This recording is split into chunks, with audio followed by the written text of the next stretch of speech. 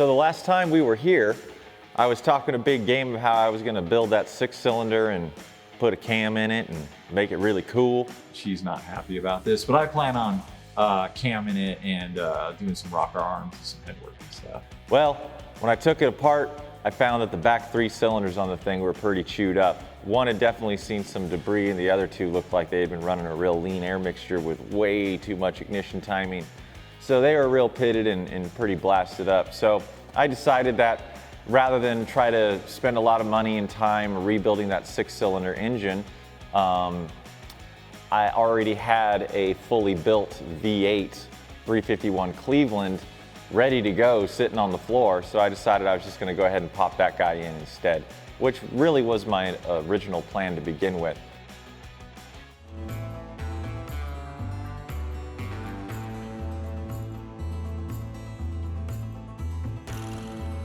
I'm Kristin.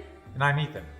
Together we restore and modify cars. And we don't just make them good, we make them extra good.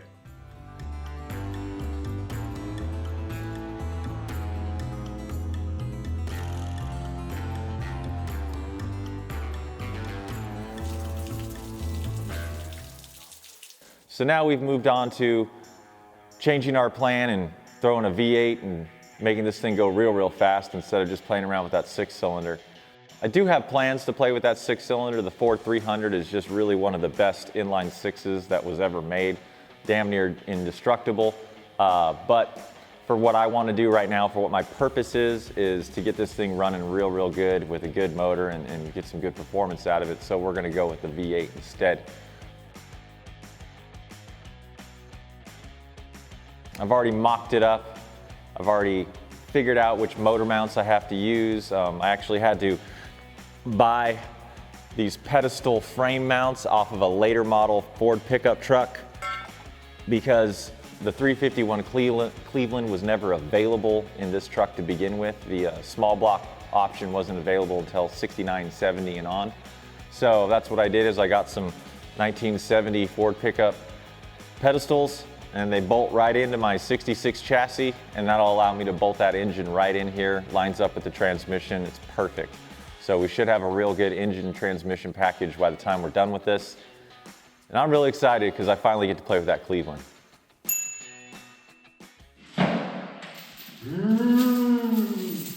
Ghost mechanic. Change your ways or you'll be chained to that project for decades.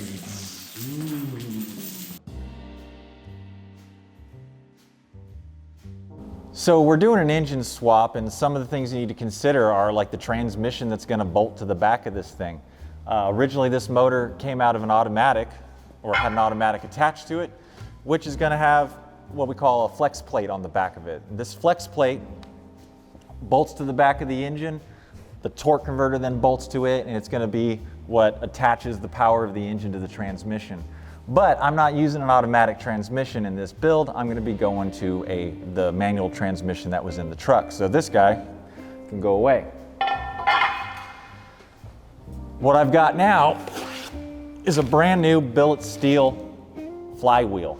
A flywheel is nice and heavy. It's a lot heavier than those flex plates, and you can get a steel one, which usually weigh around 30 pounds. They also have lightweight flywheels, which are going to be in the 13, 14 pound range. For my purpose, I want the steel heavy flywheel. What this gives me is a weight on the back of the engine, and that weight keeps the inertia and keeps that engine rotating, especially when you start to engage the clutch. That weight helps carry over and get the wheels rolling. Let's look at an old one. See this old? This is what came off that 6-cylinder. It's real warped and grooved. It's real glazed. There's lots of damage going on here. This thing has seen some miles. They did replace the pressure plate, so this looks real good. You can actually drag your nail across it and still feel the machine cut that they did when this was produced. There's no real warpage or anything, no damage, so I'm going to reuse this pressure plate. It's fine.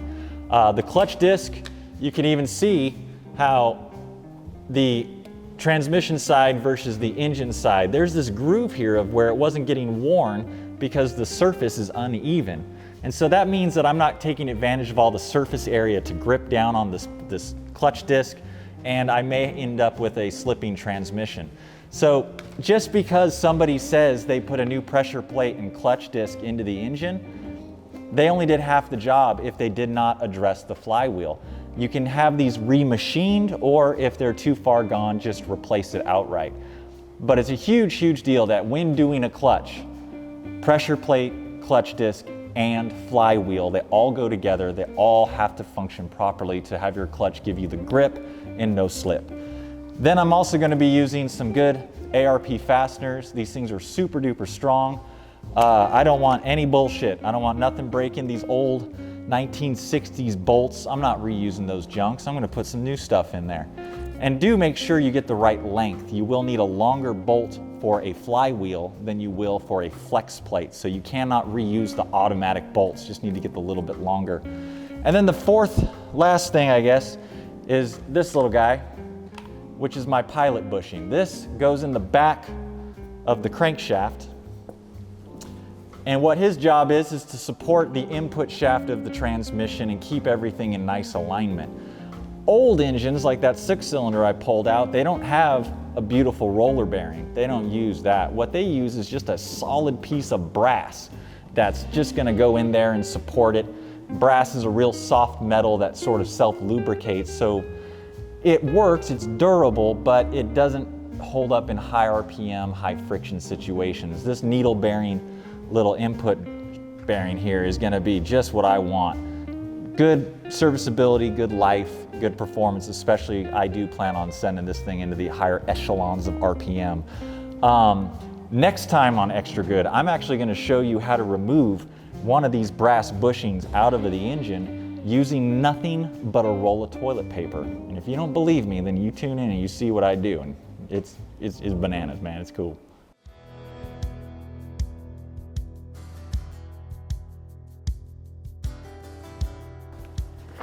We wanted to do this body extra good though, so we got a new tool, and that is a soda blaster. So of course there are a lot of different ways that you can restore metal and clean and strip metal from paint. We chose a soda blaster because it's something that is consumer friendly, whereas with a sand blaster, you can actually cause a lot of damage to the metal that way if you overheat it, use it incorrectly. The soda blaster doesn't have that tendency to heat up with the soda material. And it's also something that's totally green, very easy to dispose of because it actually is more or less baking soda. So we've been using it on all of the body panels. We've done the cab here, we've done the fenders, the grill, the tailgate, and the doors. And right now we're almost ready to go to the next level, clean this room up, and make this our paint room. One other thing that I've been doing during this process is just a little bit of rudimentary hammer and die work to straighten out some of the front grille pieces. So like I said, it's not gonna be show car quality, and I am not an expert body worker, but it's been a great opportunity for me to practice hammer and die work on something that isn't too important. And with just a few hours of time, I was really able to straighten out some of these front grille pieces that were bent out of shape and misaligned, and it looks a heck of a lot better.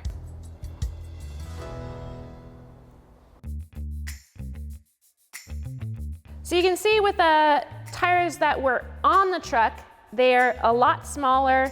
These were passenger tires. They weren't light truck tires. And since this is a work truck, we really need our wheels and tires to do good work for us. And these just weren't gonna cut it. An exciting benefit of upgrading our wheels and tires to the Nitto Terra Grapplers is we're actually gonna get a lift in height just from the wheels and tires. So we're upgrading from a 235/60/16 to a 265/70/17 Nitto Terra Grappler G2. So let's just see how much lift we're actually gonna get. To find out, I'm just measuring from the ground to the center line. And on the original tires, we're sitting right about 12 3/4, 13. Isn't all the way precise. We've mounted one of the new wheels So on this side, we are running right around 15 3/4. So what is that? 1, 2, 3 inches of lift just by upgrading our wheels and tires.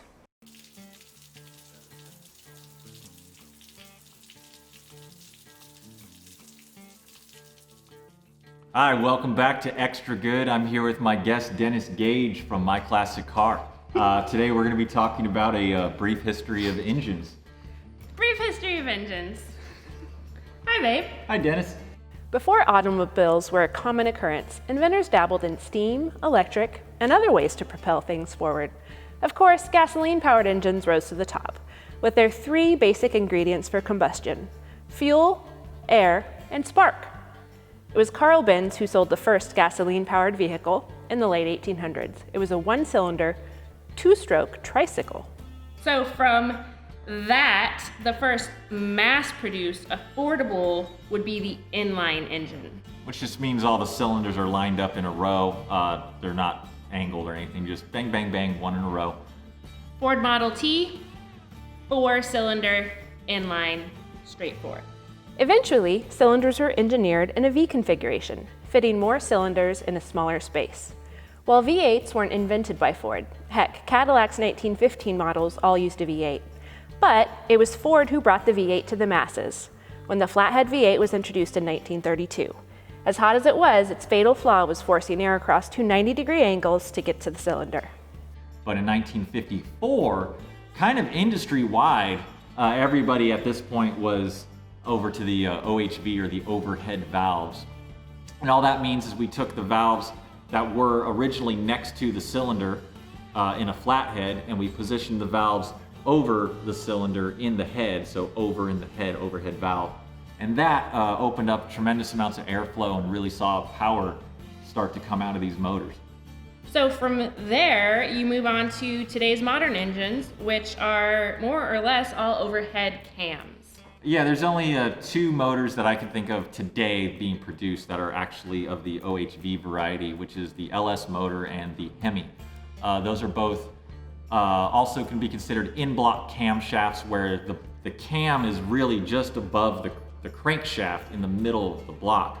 Well, what we did with overhead cam is we took that camshaft and we put it up over the cylinder head like we did with the valves. So now all that is on the cylinder head end, and it gets rid of push rods. There's less moving parts and less opportunities for failure. So it's a very simple design that's going to get lots and lots of miles. And that, my friends, is an extra good and extra brief history of engines.